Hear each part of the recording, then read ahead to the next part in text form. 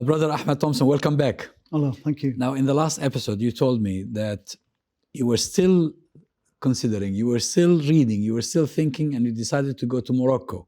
So having had some experience in Iran, coming back to London, you decided to go to Morocco. And on the way to Morocco, you went through Spain and you heard different stories, yeah. stories about what Morocco looks like. Yes, and some people obviously have just come for the hashish there, so they say, well, it's the best hashish I've come across, better than the Afghani.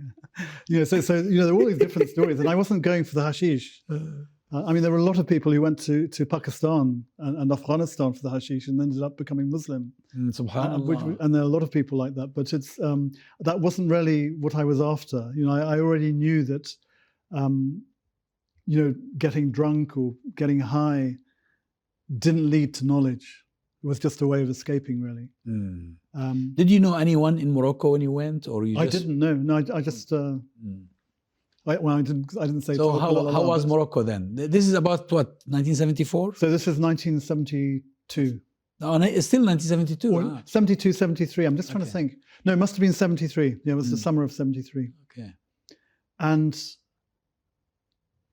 I think one thing I should say is that I reread the Book of Strangers several times, and there was one passage in particular that caught my attention, which describes the gathering of dhikr and what is happening in it, and what is happening through the sheikh. And in the Hadra. In the Hadra, during the Hadra. And I thought, I kind of zeroed on and I said, well, if this is true, then this is for me. But I have to know it's true. You wanted to experience it. I have to be certain.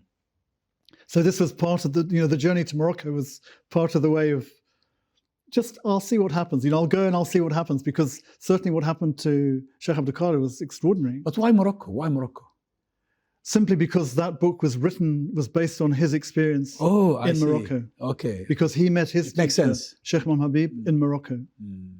And he accepted Islam in Morocco. So I thought, well, I'll just, in a way, go in the dust of his footsteps and see what happens. And of course, we were different people, so different thing happened. His story is not my story. So my story in Morocco is completely different. But what I found very quickly was that even when we disembarked, in those days, most of the men were wearing jalabas and turban. Most of the women were in hijab and loose clothing. It was before the tourism had really taken off. A few pop stars had got there, like the Rolling Stones or whatever, but really it was still very much as it had been. Traditional. And I remember getting off the ferry and thinking, what kind of a world is this? Because it wasn't like Spain, it wasn't like France, it wasn't like England. It was a completely different scenario. And suddenly, my usual points of reference of how I measured people and places, it was a different world. And it was very different to Iran that I'd been to, which was very westernized in those days. I arrived and immediately, there was people there saying... Where did you go? Did you go to Casablanca first? Or no, I stayed a few days in Tangier. I stayed a few days in Tangier. You went by sea from Spain? Yeah, got the ferry, yeah. So from Spain to Tangier? Yeah. And, got off the ferry and someone immediately was saying, can I find accommodation for you? So I went along with it. And, there was a very reasonable place to stay. So I stayed there. And I, it was cheap accommodation. I was sharing a room with 3 other people. To begin with, I was sharing with actually a Moroccan who wanted to get to Europe. and he wanted to study karate. And as far as I could see, he didn't do the prayer. But when the adhan was called, because in those days you'd hear the adhan, I see you still do. It's lovely in Morocco. Yeah. The adhan goes and you hear it going all over the whole city. And I said, "What's that?" I knew what it was. I just wanted to see what he said. And he said, "Well, that's the call to prayer." And I said, "Oh," and I said, "Well, what's the prayer like?" And he said, "Well, the prayer's very special." He said, "When you begin, you say Allahu Akbar," and he said, "You just push the whole of the world behind you, and you're there with your Lord." He said so. Yeah. So even though he wasn't praying, he knew, in a way, the reality of the prayer. What you're doing. What that meeting with your Lord is. And you know, I just saw, but the way that he became serious about it was that it was something that was very important. And what happened then was you know, I was hitchhiking still, not as easy as in Europe, but you know, still there were people, there were tourists there were camping sites, and I made my way initially to Meknes and then to Fez, and on the way I'd be meeting different people, but what stood out especially was that the people who tried to rip me off were not Muslim, and the people who were Muslim welcomed me with such a welcome that I'd never before experienced in my life. And you know, people would say, "Come and stay for as long as you want at my house. You're most welcome. Come and have a meal." And I'd say, "Well, what's the catch?" You know, I was suspicious because in the West, you're taught to be suspicious of people. You know, this kind of genuine welcome, I'd never really experienced it anywhere else in my life. And I remember I asked, "Why are you being so nice to me?"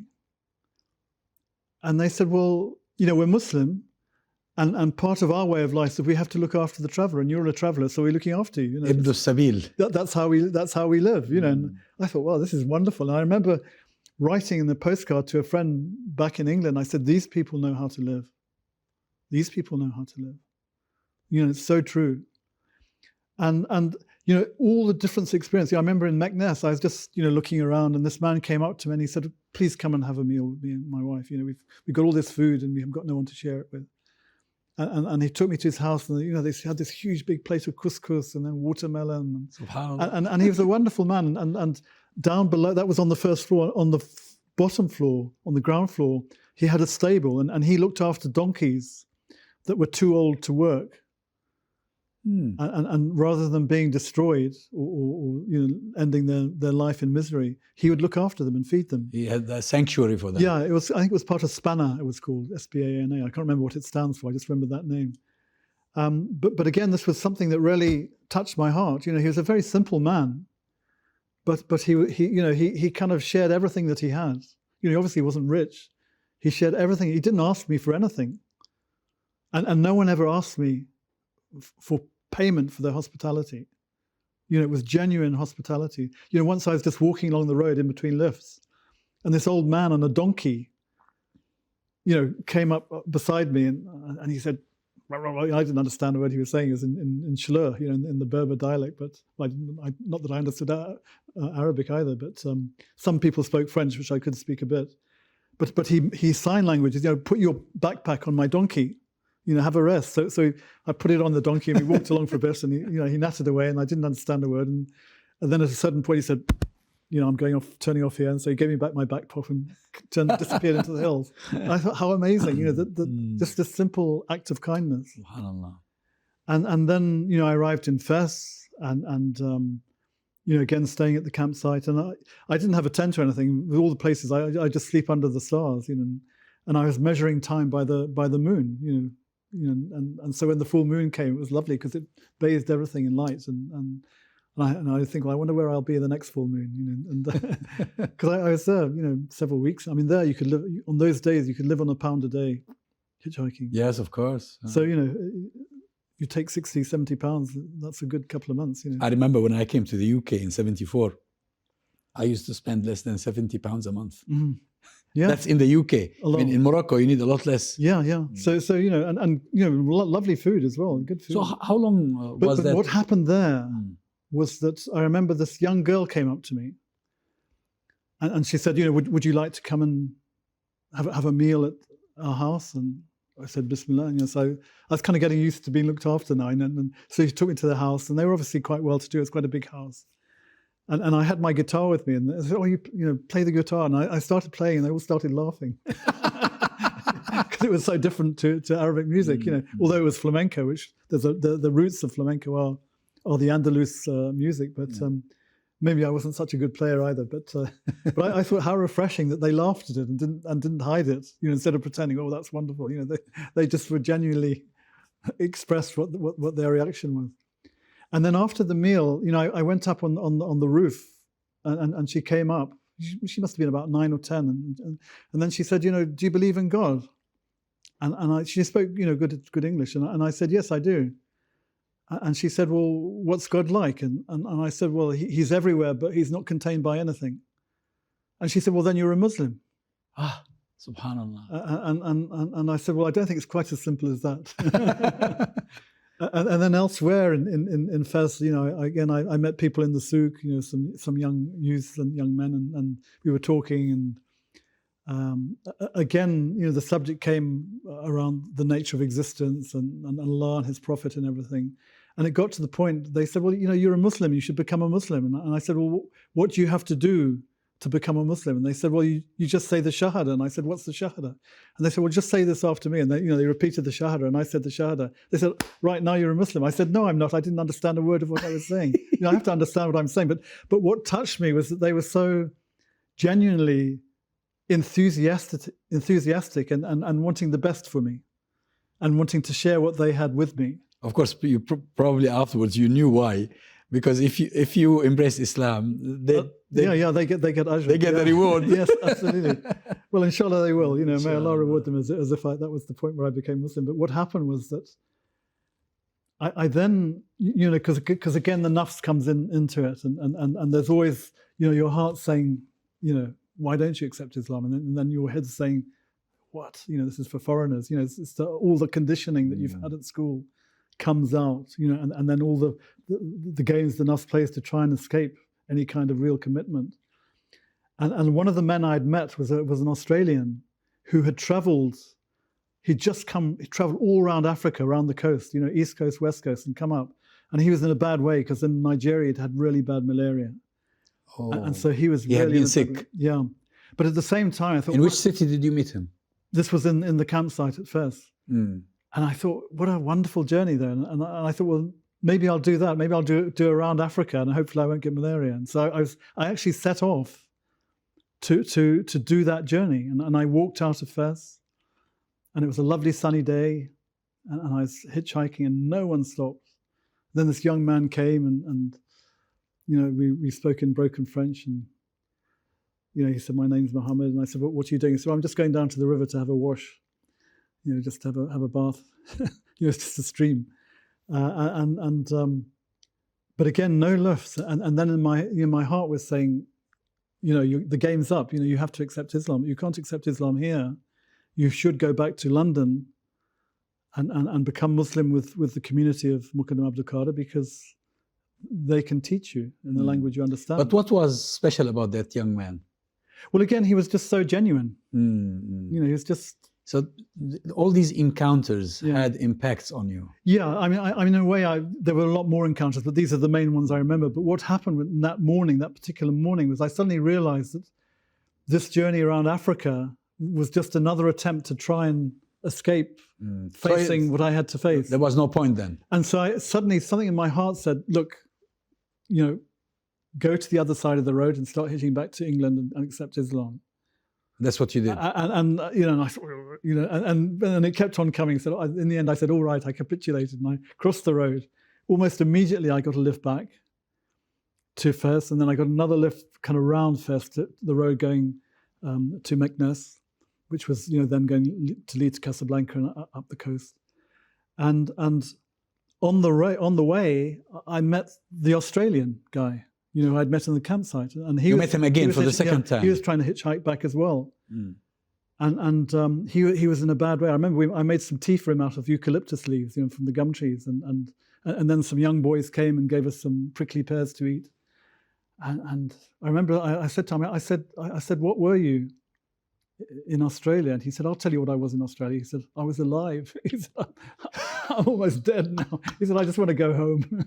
Oh. So he was, he'd had enough. He was just trying to get back. Why was he touring Africa? Out of? I think it was a time of adventure for a lot of young people. Just an adventure. Yeah. But what happened was at one point we stopped. There was a natural watering place where people with animals could also come and have them watered.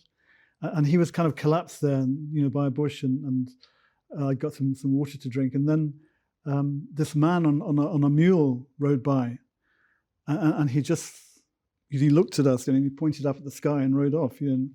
And he said, this man said, what's he saying? And I said, I think he's saying that Allah's going to help us. And he said, who's Allah? But anyway, I kind of realized that we were going on different journeys.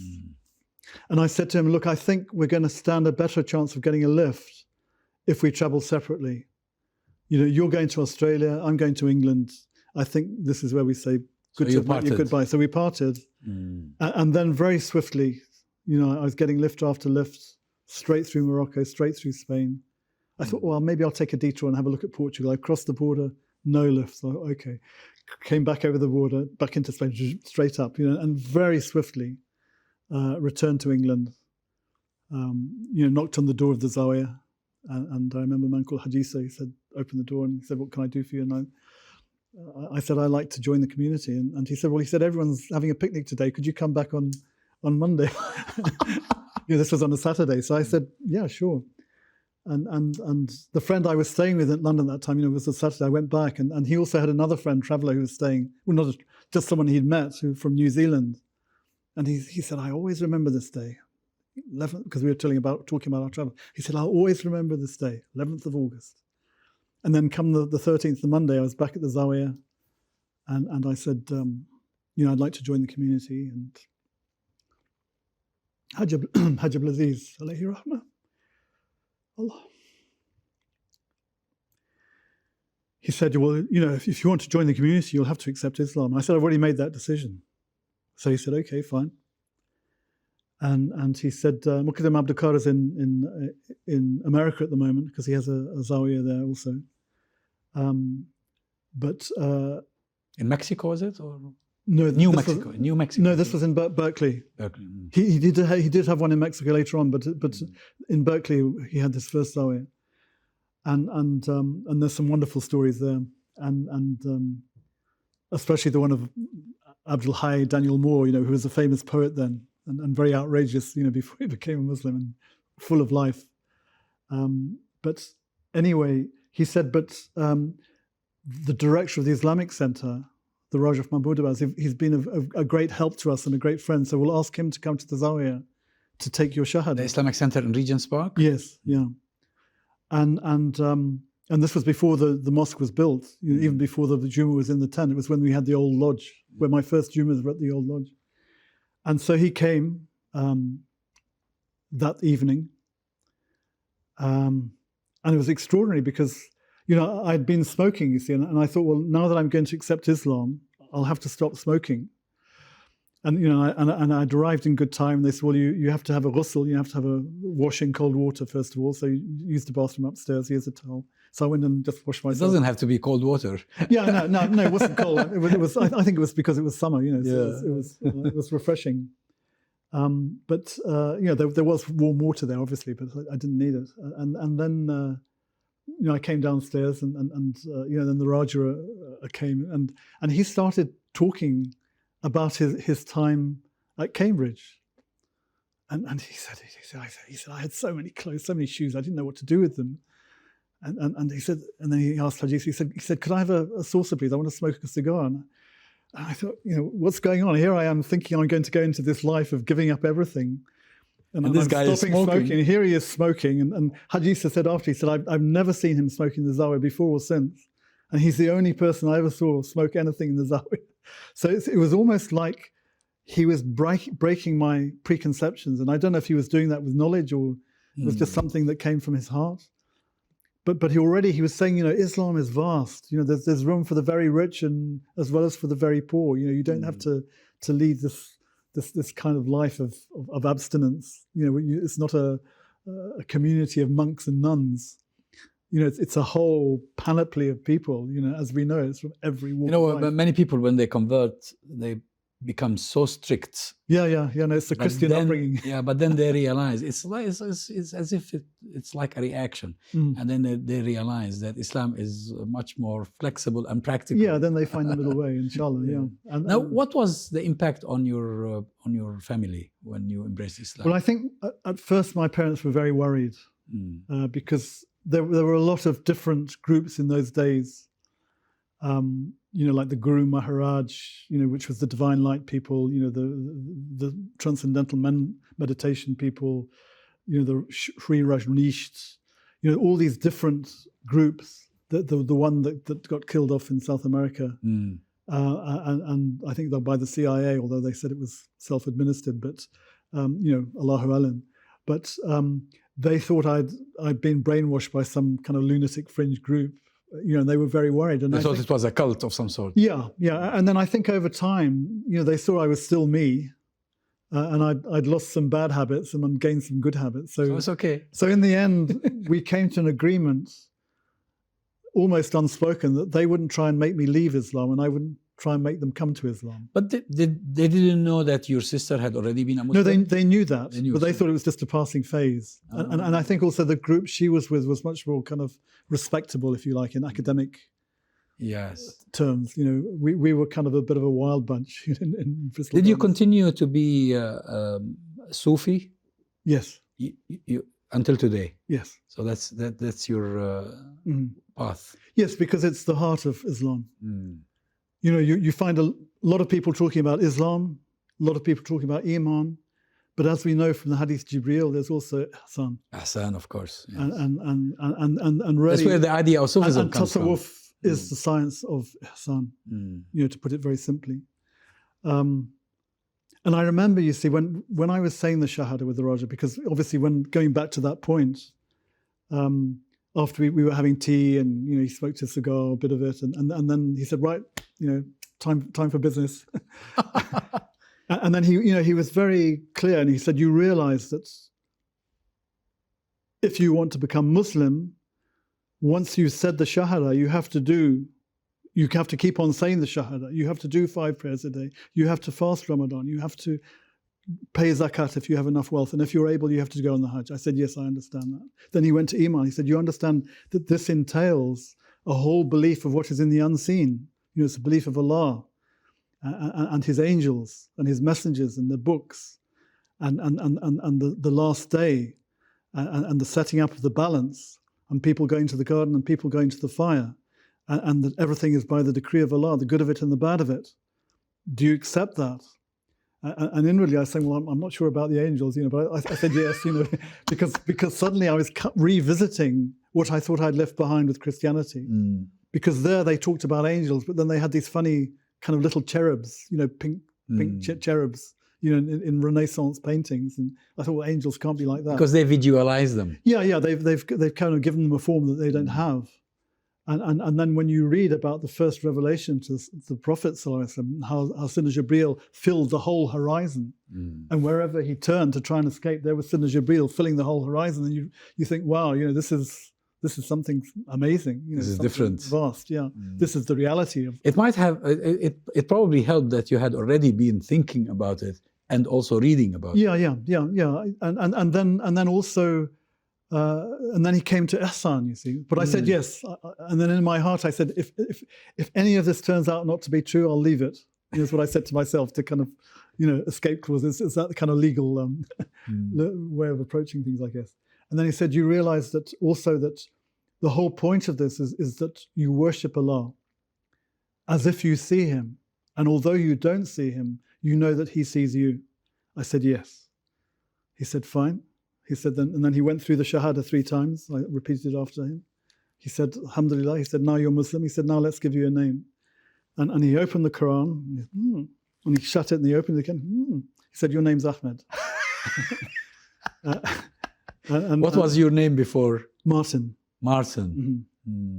So, and Haldane as well, which means half Dane. It's a Scottish name, but it means half Dane. So part of my roots. Actually, before Scotland. You're Scottish originally? My father is Scottish, yeah. My mother's English. So, that was it. And then the Fukra burst into this lovely qasida from the Diwan of Sheikh Muhammad Habib, Lakal Hamd, which is a beautiful qasida. And then they said, oh, it's time for Maghrib. And as you've just done a ghusl, you don't have to do wudu this time. You're already ready for the prayer. And we prayed Maghrib, and Raja took his leave and he said, Ahmad, come and visit me soon because I have a gift for you. It's a Quran. Please come to the center and I'll give it to you. And what with one thing and another, I delayed that. And then he died just a few months later. Subhanallah. And I always regret that I didn't get that gift from him. But it was almost as like he'd hung on just long enough to take my shahada. That's what it seems like looking back. Subhanallah. And it was amazing because he did have a heart condition, and when he had a heart attack, they took him to the hospital. They resuscitated him. Then he had another heart attack. They resuscitated him. Then he had another heart attack, and he said, "Look, can't you see I'm on a journey? Just let me go." So they let him go. Subhanallah. Yeah, and that was the first funeral I went to. A Muslim funeral. First Muslim funeral. Yeah. Brother Ahmad, it's really been delightful hearing your journey to Islam. Alhamdulillah. Thank you very much. It's been such a, Allah's been so generous. Alhamdulillah. And I remember, you probably know it, the film Network, where this guy has just lost his job, and then he starts speaking his mind. His last few presentations, he's giving the news, and he starts saying what he thinks about the news, and suddenly his show becomes a hit, and everyone wants to watch it because it's so refreshing to hear the newscaster saying what he thinks about the news, and a load of rubbish that who are they trying to kid, So and then gradually he becomes very famous, and then he meets the kind of people behind the media, and they say, well, now we want you to this, and now we want to do that, and he said, why me? And I can't remember the answer the guy gives, but I think something like, because you're here. But I often think, why me? But Allah's been so generous, and it's happened ever since that point, all through my life, even before I became Muslim. Allah's given me such a wonderful life. Alhamdulillah wa shukrillah. And I remember, from time to time, I remember my saying in my heart, if any of this turns out not to be true, I'll leave it. And I thought, well, everything I found out to be true. And what I said to Sheikh Abdul Qadir at our first meeting, when he said, what do you really want? And I said, I want to find out what's behind everything. I found that out as well. So even if I die in 5 minutes, I'll be fulfilled. But inshallah, the best is yet to come, as they say. So, Jazakallah khairan. Thank you very much. Thank you.